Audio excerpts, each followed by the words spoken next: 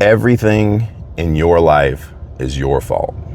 I did a short video on that this morning, and I think I made the point quickly, but there's some videos that just have to be teased out a little more. And this is one of them. That philosophy might sound a little harsh at first, but it's empowering, and it's not just philosophical.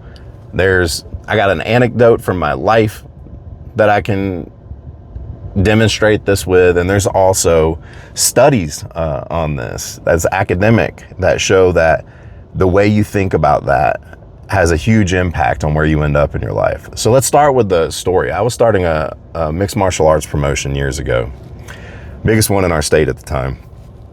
And so I was putting a lot of money in, and it was more of a passion project. So compared to other businesses I've started, you know, my heart was a little too involved. There was a new business partner that I had who wanted to be a 50-50 partner and put up half of the money. And he had a lot of real estate. I'm comfortable with real estate in the area because I've invested for a long time. It's largely what retired me. We went around, looked at his properties. I knew what they were worth. I could see the balances on the mortgages. I knew how much equity existed. I saw that he was the owner, or so I thought. But I didn't do my diligence. I wasn't an attorney at the time either. It's more of a young, ambitious business person.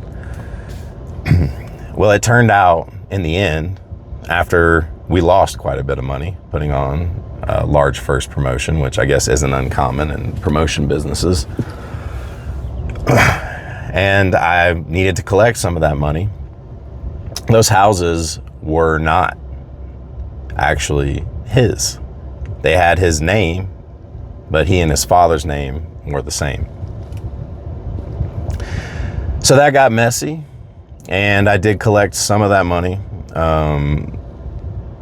But I spent some time there feeling bad for myself. I was like, and at first I was making excuses. I was saying, you know, you looked to where you went out, you actually put your eyes on the property, you looked at the deed, his name was there,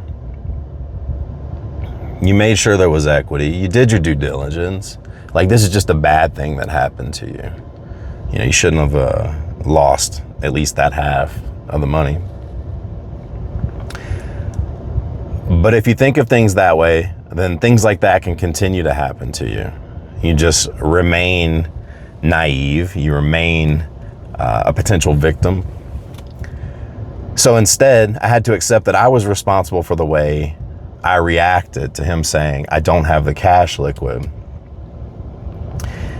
It's my job to make sure things like that don't happen. It's my job to secure that money.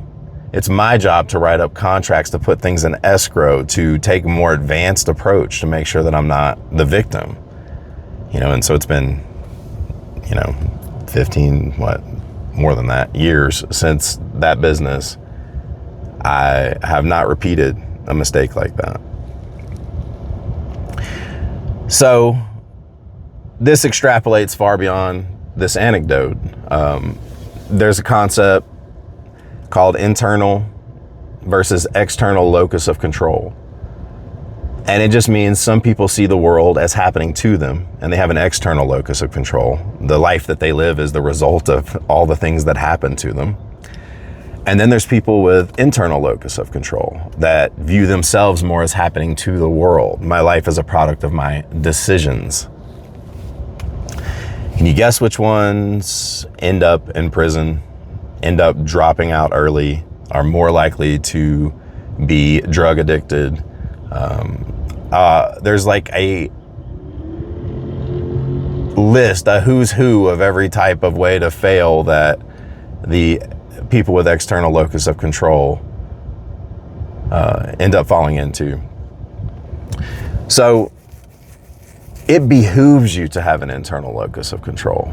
It doesn't even really matter if there are some real circumstances where what happens to you is super unfortunate and your reaction can't have a huge effect on making it better. Even if we were to concede that that might be true in some circumstances, it doesn't behoove you to think that way. Once you start thinking that way, it drags your entire life down.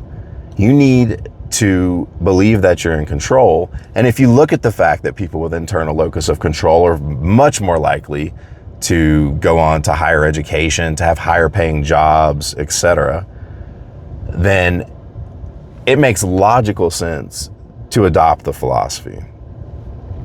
The plus side, is that it's one of the, I don't want to say easy to understand, maybe a little more difficult to implement, but it's a very clear task to just not let yourself blame anything outside of you for the condition of your life.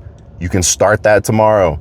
As soon as you hear that internal dialogue, or you hear yourself express it out loud to someone, yeah, but that wasn't my fault. Erase those words from your vocabulary. Everything is your fault. And people respect that. When you start saying that out loud, when something happens and someone, maybe a good friend, maybe spouse or something, will say, but I'm sorry that happened to you. You will immediately think that way, at least after this becomes a habit. You'll say, no, that was my mistake. I should have been wiser.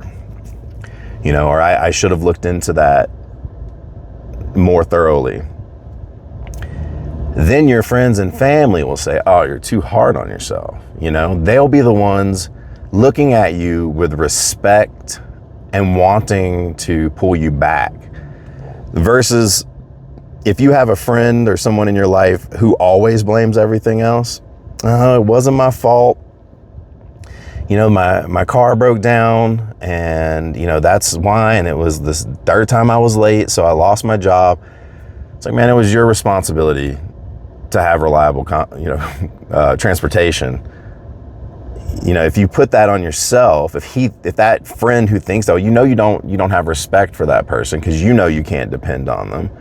That's going to permeate the rest of their life. So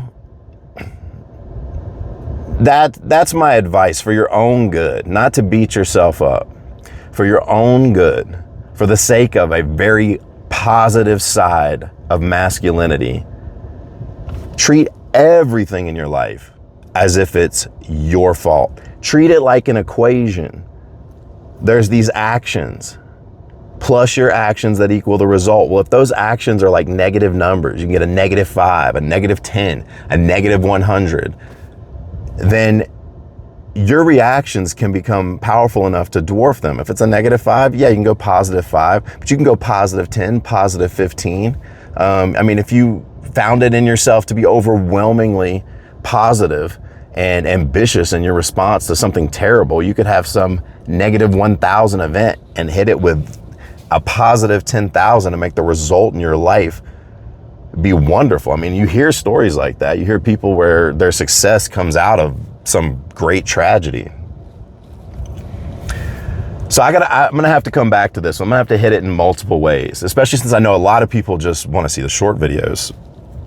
And when you're a newer channel, though, it's easier to reach people in that way.